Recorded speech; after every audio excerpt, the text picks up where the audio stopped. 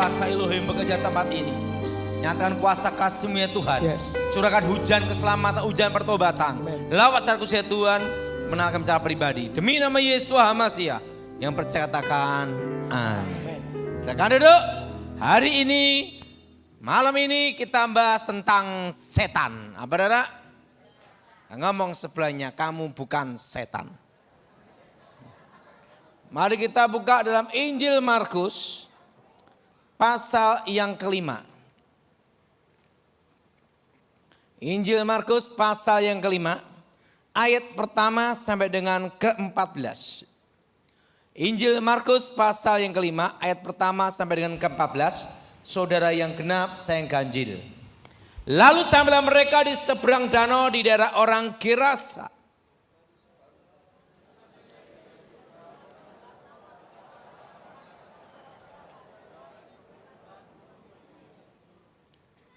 Orang itu diam di sana dan tidak ada seorang sanggup mengikatnya sekalipun dengan rantai.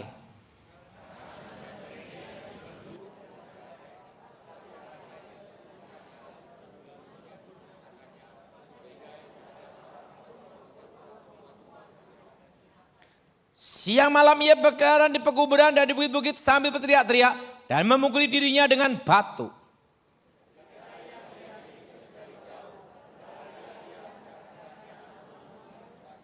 Dan dengan keras ia berteriak, apa urusanmu dengan aku?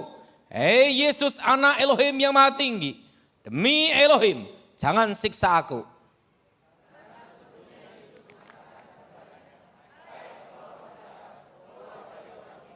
Kemudian dia bertanya kepada orang itu, siapa namamu? Jawabnya, namaku Legion, karena kami banyak.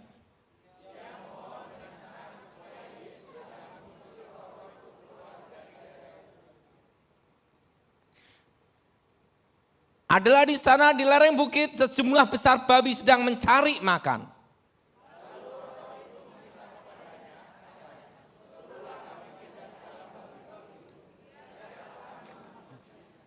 Yesus mengabulkan permintaan mereka, lalu keluarlah roh jahat itu mengasihi babi-babi itu. Kawanan babi yang kira-kira 2000 jumlahnya itu terjun dari tepi jurang ke dalam danau dan mati lemas di dalamnya.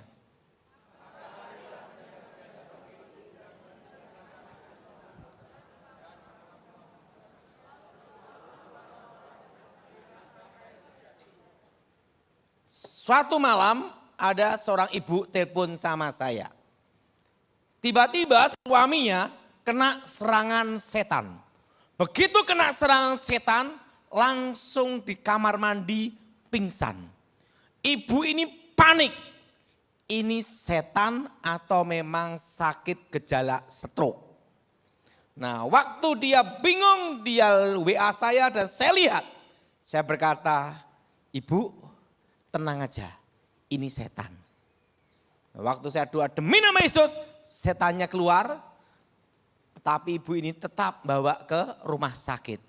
1 malam, 1 hari di rumah sakit habis 10 juta. Dia ngomong sama saya, Pak Daud, 1 setan harganya 10 juta. Nah bayangin, nah ini di Alkitab. Alkitab itu 1 legion itu 2000 jumlahnya. Bahkan 4000 berarti berapa miliar, betul? Betul? Ya berapa miliar itu? Kemarin itu 1 setan 10 juta.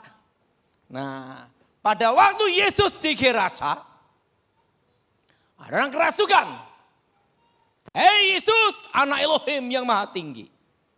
Ingat, setan pun kenal Yesus, setan pun percaya Yesus. Tapi setan tidak bertobat. Nah, Yesus berkata, siapa kamu? Legion artinya banyak. Dan memohon pindah ke babi. Nah saudara, kenapa orang bisa kena serangan setan? Kenapa orang bisa terkena roh jahat? Ada banyak faktor. Ada yang karena garis keturunan. Ada apa saudara? Kutuk keturunan kakek neneknya terlibat setan. Ada yang kedua, karena ada celah. Segala kasus yang berbau kerasukan atau serangan setan pasti ada alasannya. Pasti ada pemicunya. Tidak tiba-tiba langsung kerasukan. Dan kita harus bisa membedakan antara orang kerasukan dan bukan. Karena banyak sekali kasus dikira kerasukan, tidak taunya bukan. Suatu kali saya diminta sama seorang pejabat kantor pajak di Jakarta, Perpajakan Pusat. Nah, apa yang terjadi? Dia punya pembantu, katanya pembantunya ini kerasukan. Langsung dia panggil pendeta-pendeta. Berbulan-bulan pendeta doain usir demi nama Yesus. Sampai gini-gini saudara.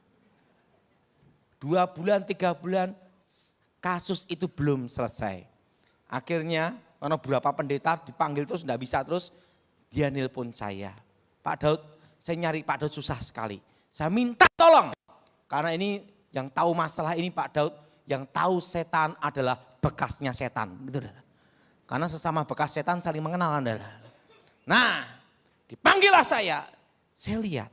Nanti saya beritahu bagaimana membedain orang itu kerasukan atau bukan. Saya lihat dulu. Ingat saudara, cirinya orang yang kerasukan pasti mata terbuka. Kelihatan putih aja atau melotot merah itu. Tapi ada gelombang getarannya. Adalah. Saya tatap dia. Dia gini. Saya ngomong Pak ini bukan kerasukan Pak.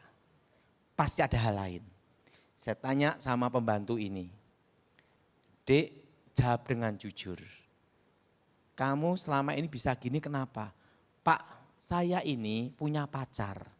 Dia ngasih saya vitamin. Katanya supaya sehat. Tidak taunya apa? Pil koplo. Lah itu ditengking sampai jengking juga tidak bisa. Betul? Betul? Nah, pil koplo. Saya banyak nanganin satu kasus. Dikira kerasukan, tidak tahu sabu-sabu, habis itu busa-busa. Ada yang juga inek. Karena sering saya nangani, jadi saya tahu, oh ini bukan. Ya, kebanyakan kalau pendeta-pendeta ada kewalahan, saya dipanggil, ini benar kerasukan atau bukan. Karena kan mengenal, oh bukan. Kasusnya lain. Nah, pertama, orang kerasukan itu pasti mata terbuka. Karena mata adalah jendela hati kita. Orang tidak suka sama orang bisa dilihat dari mata. Suka sama orang bisa dilihat dari mata. Gini kan. Tapi yang susah ditebak, mata buta. Nah, susah ditebak. Nah, jadi ciri orang kerasukan pasti apa? Mata terbuka. Perhatiin, Yesus anak Elohim maha tinggi. Mata terbuka pasti. Karena dia nyebut, arti melihat. Betul? Nah, jadi kalau ada orang kerasukan, siapapun orangnya, lihat dulu matanya. Tertutup atau terbuka. Jelas saudara? Nah, kenapa orang bisa kerasukan terkena serangan setan? Nomor 1, perlu sudah tahu bahwa alam sadar manusia itu 80% atau 75% itu alam bawah sadar. Alam sadarnya 20-25%. Makanya ada memori-memori kita zaman dulu teringat dan teringat kembali. Betul? Karena alam sadar 20-25% saja. Alam bawah sadar itu 75-80%. Yang disebut serangan setan atau kuasa gelap itu adalah alam bawah sadar. Nah, makanya saudara, orang kalau berhubungan dengan komunikasi dengan roh dengan roh itu disebut namanya batin, itu berhubungan dengan apa? Alam bawah sadar. Apa saudara? Alam apa? Nah, saya mau tanya sekali lagi. Siapa yang percaya kalau mimpi rohnya keluar dari tubuh? Angkat tangan. Siapa yang percaya kalau mimpi rohnya tetap dalam tubuh? Angkat tangan. Nah, yang ketiga, yang bingung angkat tangan. Banyak yang bingung. Tanda di dalam diri manusia hidup ada roh manusia. Itu adalah nafas. Nafas berhenti, roh keluar. Kalau engkau mimpi bernapas tidak. Nah kalau rohnya keluar mati hidup. Nah, itu alam bawah sadar. Apa saudara? Alam bawah apa? Alam bawah sadar. Nah orang kerasukan itu pasti terasa dibawa ke alam lain. Nah kenapa orang bisa kerasukan dan bisa terkena setan? Nomor satu, bila orang mempercayai ada komunikasi dan hubungan antara manusia dengan roh orang mati. Orang hidup dengan roh orang mati. Manusia hidup dengan roh orang mati. Kalau orang mempercayai ada komunikasi hubungan antara orang hidup dengan orang mati, maka orang tersebut paling mudah kena serangan setan. Termasuk santet atau guna-guna. Karena semua kekuatan gaib, kekuatan mistik itu nyerangnya di mana? Pintu utamanya di mana? Alam bawah sadar. Nah, suatu pemahaman yang salah tentang dunia arwah itu berbahaya. Kalau kita mati dalam Tuhan, detik itu juga ada di Firdaus. Sebut pangkuan Abraham. Yang tidak dalam Tuhan itu di dunia orang mati. Jurang pemisah, terpisah di antara orang hidup. Jadi kalau saudara ingin bebas dari ilmu santet atau kekuatan gaib apapun, engkau jangan mempercayai mimpi yang berhubungan dengan arwah. Los pasti. Jelas? Jelas? Jelas? Makanya orang yang suka mimpi arwah orang mati paling mudah kena serangan setan dan mudah terkena kasus kerasukan. Karena celahnya pintu masuk ada di situ. Alam bawah sadar. Jelas? Kedua, orang yang takut setan paling mudah kena serangan setan dan paling mudah untuk mengalami kasus kerasukan. Jelas? Makanya orang yang takut setan pasti ketemu setan. Ngomong sebelahnya, kamu setannya bukan. Nah, orang yang takut setan pasti ketemu setan. Kenapa? Ingat, semua kasus setan, penampak setan di seluruh dunia itu mengambil mitos, budaya, kepercayaan setempat. Mengambil dari sisi ketakutan manusia, namanya energi negatif. Untuk diubah menjadi penglihatan, menjadi penampakan. Namanya manifest. Nah, wujud setan asli sampai detik ini tetap malaikat. Malaikat kegelapan. Tetapi dalam penampakannya tergantung sisi legenda, mitos, budaya, kepercayaan setempat. Makanya setan Indonesia beda dengan setan Eropa. Setan Indonesia gendruwo. Setan Eropa Dracula, betul? Tergantung mitosnya, betul? Legendanya, kepercayaannya. Jelas? Jelas? Karena jarang setan menyatakan wujud aslinya. Tapi mengambil sisi energi negatif. Makanya orang yang takut setan, takut kena serangan setan, itu paling mudah kena serangan setan. Orang yang takut santet paling mudah kena santet. Apa yang ditakuti, itulah yang datang. Jelas? Jelas? Apa yang ditakuti, itulah yang datang. Nah, saudara, orang yang takut mati, cepat mati. Orang yang tidak mau punya anak, beranak terus. Sampai bingung nyetopi piye, betul enggak? Tetapi yang ingin punya anak satu aja susah, betul? Betul? Saya pernah dengar seorang ibu, gimana Pak? Setiap 2 tahun beranak terus. Anak sampai 7 atau 8. Bingung gimana nyetopnya. Tapi ada orang yang menikah sampai 5-7 tahun. Sampai 10 tahun, 1 anaknya susah. Betul? Makanya bagi mereka yang belum punya anak, saya beritahu, jangan mikir, los saja. Jangan jadi beban. Jelas saudara? Jelas? Saya pernah ada seorang perwira polisi, 13 tahun dia tidak punya anak. Dia berusaha supaya punya anak. Sampai disuruh makan namanya tokolan togi itu saudara. Pagi, siang, malam tokolan terus. Saya wajahnya jadi kayak togi. Tetap tidak punya anak. Sampai ada program tiup-tiup macam-macam sampai bingung lah program ini. 13 tahun tidak punya anak.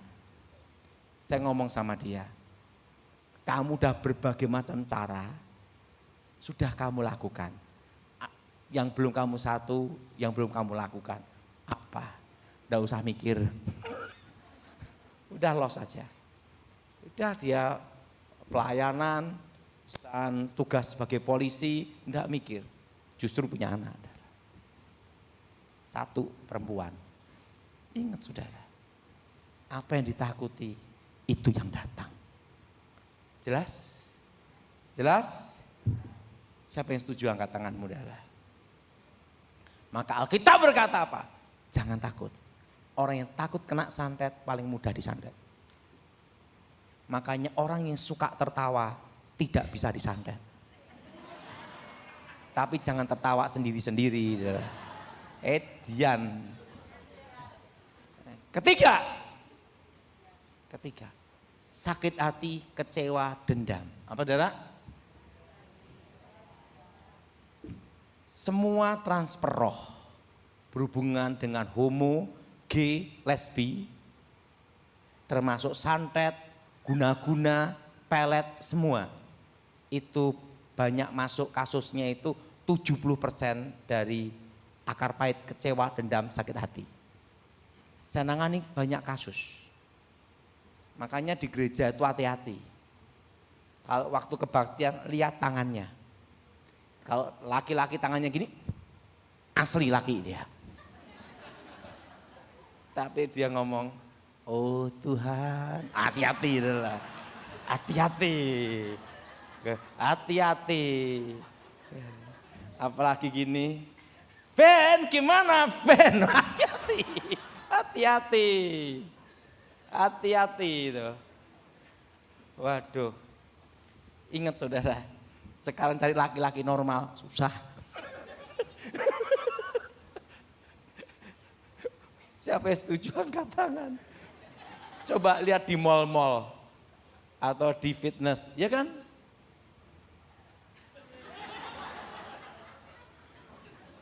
Begitu salaman,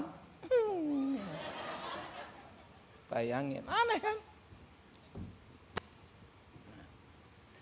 Ada satu kasus pernah saya tanganin tahun 95. Ada seorang anak muda, dia laki-laki normal, 100% normal. Dia ingin belajar ilmu kebal kanuragan. Berguru ke satu dukun. Tidak taunya dukunnya homo.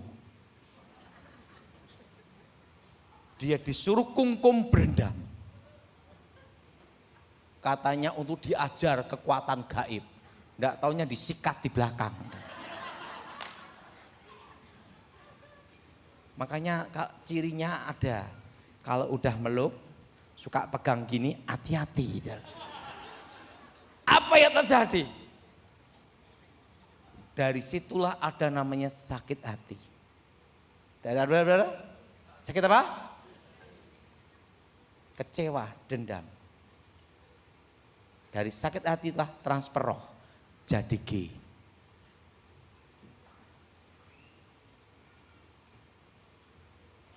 Asalnya laki-laki normal.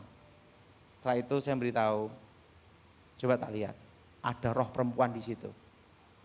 Saya usir setannya keluar, rohnya keluar. Untung kasusnya dia belum terlalu lama. Yang susah itu kalau sudah menjadi karakter kejiwanya. Setannya keluar, bebasin jiwanya itu, memperbaiki itu bisa puluhan tahun. Ngerti saudara? Karena udah rusak. Memperbaiki yang sudah rusak itu lebih susah, betul? Untungnya ini baru sampai setahun 2 tahun aja. Sehingga saya tanganin jadi laki-laki normal. Disitulah saya mengerti. Dari sakit hati bisa terjadi namanya transfer roh. Anak kecil, anak perempuan. Orang tuanya ingin punya anak laki-laki. Dan diperlakukan seperti laki-laki. Dan ada benih sakit hati kan diperlakukan seperti itu. Dari sakit hati akar kecewa dendam, jadilah lesbi. Banyak kejadian, betul? Betul? Makanya orang yang sakit hati kecewa dendam, waktu dikonseling tiba-tiba kerasukan. Itu roh. Kalau kejiwaan kasusnya beda lagi. Karena harus membedakan antara kejiwaan dan roh. Yang susah itu kalau kejiwaan, terus terang. Perlu proses yang lama. Kalau rohnya keluar normal langsung. Nah, ingat saudara, orang yang sakit hati, kecewa, dendam, akar pahit, itu paling mudah kena serangan setan dan dirasuk setan. Maka Yesus berkata, kalau engkau mengampuni, Bapamu pun mengampuni. Kalau engkau tidak mengampuni, Bapamu pun tidak mengampuni. Pengampunan adalah kunci pemulihan. Amin. Amin. Nah, makanya saudara, sekali dendam. Keempat, orang yang percaya ramalan, percaya jimat, percaya takhayul, itu paling mudah kena serangan setan. Jelas? Jelas? Undang-undang roh itu paling mudah untuk dirasuk. Apa saudara? Nah, kelima, orang yang suka menyendiri, tidak mau bergaul. Ngalamun. Makanya orang kalau bertapa, pasti di kuburan atau di hutan atau di gua. Tidak ada orang bertapa di diskotik bertapa. Tidak ada itu. Menyendiri. Apa saudara? Menyendiri. Nah, jadi saudara, orang yang menyendiri itu paling mudah dirasuk. Jelas? Makanya kalau setiap kasus pelepasan, pengusiran setan, kita harus lihat kasusnya ini apa. Kasus roh. Nah, kenapa bisa terjadi kasus roh? Pasti ada pemicunya, pasti ada penyebabnya. Ini yang harus diselesaikan akar masalahnya. Selama tidak diselesaikan akar masalahnya, untuk menyelesaikan kasus itu susah. Makanya di gereja, nah saya itu kalau di gereja Pak Gilbert, itu saya bagian pengecek peneliti. Ini kena setan bukan? Oh yang setan sini, yang enggak sini. Kenapa? Karena dulu bekasnya setan. Oh ini, bedain. Nah kenapa? Karena gelombangnya kan tahu. Kenapa gelombangnya tahu? Karena usia 9 tahun saya bergaul tentang setan. Jadi mengenal. Nah, makanya pernah ada saran untuk mencari pengganti saya, regenerasi. Karena dikatakan gini, kalau Daud meninggal, tidak ada pengganti lagi. Nah, makanya disiapkan seorang pengganti yang hampir sama dengan saya untuk melayani pelepasan, pengusiran setan, sudah disiapkan. Malah meninggal duluan. Jadi yang mau diganti malah awet terus, alot. Jadi yang mau ganti malah mati duluan. Wah, waktu dikabarkan meninggal, lagi pengganti ini gimana ini? Aduh. Jadi sampai saya diminta untuk regenerasi Karena kalau saya meninggal, tidak ada, gimana regenerasinya? Karena yang untuk tahu masalah setan, itu harus betul-betul tahu tentang dunia setan, dan betul pengalaman dan paham benar, dan pernah masuk ke dalam dunia itu. Tanpa masuk dunia itu, tidak akan bisa untuk lebih tahu tentang kekuatan gaib itu. Karena setiap kasus pelepasan itu beda-beda. Nah, homo aja itu karena roh atau kejiwaan atau pergaulan, itu sudah beda. Jelas saudara? Nah, yang paling mudah itu kasus roh. Nah, kalau ada orang kerasukan itu, ingat saudara, cara mengenalinya satu, mata terbuka. Apa saudara? Jelas? Kedua, ini secara global aja, supaya saudara langsung paham, oh ini bukan atau iya atau bukan. Supaya tidak direcokin dan pusing. Kedua, suara berubah, kalau saya lihat dari gelombangnya, parau berat. Ketiga, kulitnya mati rasa. Coba pegang bagian sini. Diginin aja. Kalau diginin, aduh, stres. Pegang bagian sini. Tekan bagian sini. Kalau ditekan gini, dia nahan gini, berarti stres, bukan kerasukan. Atau telapak kaki digaruk-garuk gini. Kalau dia gini, wes bukan udah. Saya beritahu secara global yang praktis.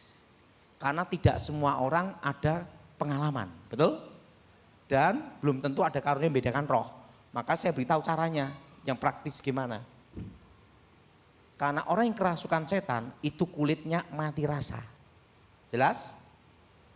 Keempat, kekuatannya 10 kali lipat melebihi manusia biasa. 10 kali lipat.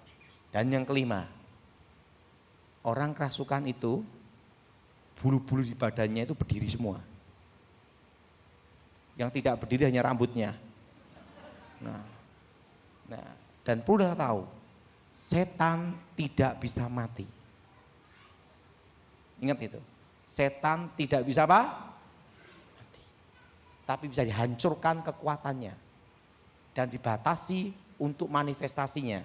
Maka di dalam doa pengusahaan setan, ikuti saya semua, demi nama Tuhan Yesus kami ikat. Apa saudara? Kami ikat. Aku ikat demi nama Tuhan Yesus untuk membatasi manifestasi. Saya pernah ada pengalaman, saya itu paling takut sama anjing. Itu sejarahnya kenapa saya sekarang makan guguk. Yang ku takuti itu yang ku makan. Ada tidak takut. Nah, setan itu tahu saya itu paling takut sama anjing. Suatu kali di Solo Baru saya diminta untuk ngusir setan. Orangnya kerasukan di lantai atas. Saya dodok pintu dibukain. Setelah dibukain masuk ke dalam pintu, masuk ke rumah, digembok sama pembantunya, gembok kunci. Nah, setan yang ada di atas, di loteng atas yang kerasukan itu pindah ke anjing. Kalau anjingnya anjing pom enggak apa-apa, anjingnya segede gini. Segini dah. Gede. Anjingnya kerasukan.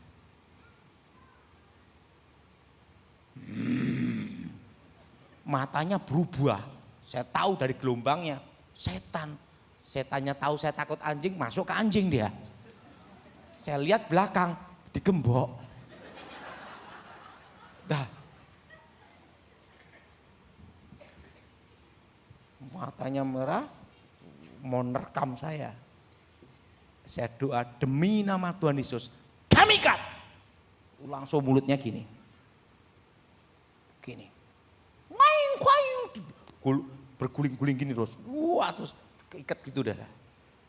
Kami patahkan, hancurkan. Ingat, patahkan tipu muslihat iblis, hancurkan kuasa setan. Ingat, setan tidak bisa mati. Kalau langsung diusir, dia punya kemampuan pindah seketika. Nanti kita hanya melayani setan pindahan, betul enggak? Nah, Demi nama Yesus kami ikat, patahkan, hancurkan. Keluar! Setannya keluar, anjingnya langsung lemes di depan saya. Langsung besok saya makan rica-rica. Dari situ saya tidak takut lagi. Ada anjing, saya lihatnya piring. Aduh, itu gara-gara itu saya makan guguk itu, saudara. Karena saya kan dilatih apa yang ditakuti lawan dan hadapi gitu, saudara. Nah, saudara, waktu Yesus dikir rasa, keluar, pindah ke babi. Dan ingat kalau ngusir setan, jangan tanya-tanya setan. Setan itu penipu, kenapa ditanyain? Waktu Yesus dikir rasa, siapa kamu? Legion. Legion itu ada 2.000 sampai 4.000. Kalau Yesus mengusir setan satu-satu, di Alkitab ini minimal ada 2.000 nama, betul? Kan tidak. Keluar, pindah ke babi. Kenapa diizinkan pindah ke babi? Karena yang ada di situ babi. Tetapi di situ ada suatu alasan yang kuat. Peradaban, budaya tertua di dunia. Pertama adalah Mesir, betul? Kedua Cina, ketiga Yunani. Maka Alkitab kita kan bahasa aslinya dari Yunani dalam perjanjian baru. Kalau perjanjian lama itu Ibrani. Perjanjian lama Ibrani, perjanjian baru itu Yunani. Ingat saudara, legenda, mitos, kepercayaan setan takut sama minyak babi itu sudah ada ribuan tahun. Sampai sekarang kepercayaan itu masih ada di Asia, betul? Nah, supaya tidak kena santet guna-guna, setiap pintu-pintu rumah dikasih minyak babi. Dan waktu keluar rumah, dainya dikasih minyak babi. Jalan-jalan jadi babi goreng kan gitu. Kabeh udah babi tinggal digoreng kan. Nah, tulang babi ditaruh di pintu di dalam tanah atau kepala babi. Mitos, legenda, kepercayaan itu sampai sekarang masih ada. Yesus mematahkan legenda mitos itu. Setan tidak takut sama babi dan minyak babi. Buktinya apa? Sak babi-babinya dimasukin, betul? Jelas? Jelas? Ingat, setan tidak takut babi dan minyak babi. Tapi setan takut kalau kita dengan iman dan percaya. Demi nama Yesus. Cut di sini. Jadi saudara yang punya konsep orang yang suka makan babi tidak bisa kena santet, itu salah. Buktinya nenek saya waktu nyantet orang yang suka makan babi tetap mati. Hanya nenek saya, guru saya, ada satu pelajaran dari seorang pembunuh yang sampai sekarang saya masih ingat kata-kata ini. Tapi ini kata-kata seorang pembunuh. Nenek saya tuh nyantet orang tidak pernah gagal, pasti mati. Dia ngomong gini, pembunuh yang terbaik adalah menunggu waktu dengan sabar dan waktu yang tepat. Terusan nenek saya ngomong, segala sesuatu harus kamu menanggung beban mental untuk menunggu waktu yang tepat. Bayangin, seorang pembunuh aja menunggu waktu yang tepat. Jelas saudara? Jelas? Jadi segala sesuatu kalau mau bertindak, ingat saudara, tapi bukan ngajar membunuh, bukan saudara, itu dosa. Itu nenek saja seorang pembunuh aja dia ngomong, segala sesuatu engkau harus menahan diri, mental, tekad, dan beban untuk menunggu waktu yang tepat. Nah, ahli santet nenek saya ngomong gitu. Dan dia selalu pesan sama saya satu hal, segala sesuatu jangan ragu. Nah, saudara, setan tidak takut minyak babi. Buktinya apa? Sak babi-babinya dimasukin, betul? Mitos itu dipatahkan. Kenyataannya waktu nenek saya masih hidup, sebelum dia meninggal, orang yang makan babi, bahkan ternak babi disantet mati juga. Selesai. Hanya satu nenek saya praktekkan dalam ilmu santet. Orang yang hati yang gembira, suka tertawa, enggak bisa kena. Dan ingat, orang yang suka nolong, suka memberi, itu dilindungi oleh benteng takdir. Itu nenek saya ngomong gitu. Artinya apa? Orang yang suka nolong. Artinya ada keadilan yang maha kuasa. Makanya rata-rata orang yang kena ilmu santet, ilmu guna-guna, itu orang pelit. Coba perhatiin, supaya sudah ada pemahaman di sini. Dukun, kelas apapun, aliran apapun, waktu nangani kasus santet, guna-guna, ritual setan apapun, santet apapun, langkah pertama satu dulu. Adakan bacaan selamatan atau amal, nolong orang-orang miskin, ngajak orang-orang miskin makan, supaya ada hukum takdir, tabur tuai. Tabur tuai ini berlaku bagi seluruh umat manusia, bukan hanya orang Kristen. Hanya bedanya kita orang Kristen percaya Yesus dijamin masuk surga. Tapi untuk tabur tuai berlaku bagi semua orang. Setuju? Makanya dukun aliran apapun menghadapi ilmu santet, bacaan dulu dia. Untuk dihadapi dilawan dengan takdir. Makanya bank itu tidak bisa dibobol tuyul. Sampai tuyul mati juga tidak bisa. Adalah. Kenapa? Karena di bank itu uangnya orang pelit, sosial kumpul jadi satu. Tidak bisa. Jadi satu hal, Yesus mengusir setan, keluar babi, mitos itu dipatahkan. Dan yang kedua, kita diajarkan bahwa setan itu betul-betul ada. Antara manusia dengan babi, tidak ada hubungan. Waktu setan masuk ke babi, babi mati semua. Artinya apa? Setan betul-betul ada. Jelas? Jelas? Nah, saat ini saya akan doa untuk saudara semua. Nanti yang mau maju silakan maju, yang mau didoakan. Kalau yang saya pegang bagian sini itu bukan kasus setan. Stres, sakit, fisik. Sini. Kalau urusan setan, kena kutuk dan lainnya, tak pegang bagian sini. Ngerti? Karena saya akan doa supaya ngelihat yang kena kutuk atau bukan. Dan setelah itu saya kasih tahu tanda ini harus doa pemutusan sendiri di rumah masing-masing. Karena di dalam doa pelepasan, pengusiran setan, pemutusan kutuk itu tidak bisa sekali. Imanmu yang menyelamatkan, bukan saya. Nah, setelah saya kasih tanda gini, saudara berdoa minimal 2 bulan, 3 bulan. Doa setiap hari, doanya ikut saya. Darah Yesus, hancurkan segala kutuk. Darah Yesus, hancurkan segala mantra. Darah Yesus, bebaskan. Demi nama Yesus, roh-roh jahat keluar. Jadi selama 2 bulan, 3 bulan, doanya itu diucapkan. Dengan hati orang percaya dibenarkan, mulut orang mengaku diselamatkan. Intinya dalam doa pelepasan adalah imanmu. Kalau saya kasih tanda gini, berarti ini kasusnya kiriman setan atau kena kutukan. Jelas? Ini. Nah, kalau saya pegang gini, berarti bukan masalah setan. Nah, kalau bukan masalah setan, ya itu bukan urusan saya. Karena saya taunya setan tok. Yang penting saya bukan setan. Nah, mari kita bangkit berdiri.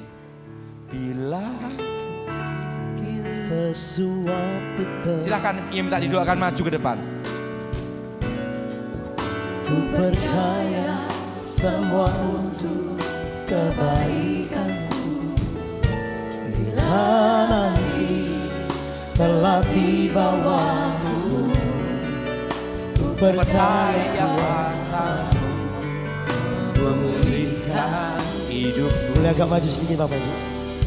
Waktu Tuhan pasti yang terbaik. walau kadang tak mudah dimengerti. Melewati cobaan, ku tetap percaya waktu Tuhan pasti yang terbaik. Tuhan, saya orang berdosa di hadapan-Mu Tuhan. Banyak dosa-dosa yang aku perbuat, tapi Engkau hapus dosaku dengan darah Yesus. Aku mohon singkapkan yang tersembunyi, singkapkan semua yang terselubung, untuk membebaskan dari yang jahat, untuk membebaskan dari kegelapan, untuk membuka hal-hal yang tertutup dan tersembunyi. Bila kau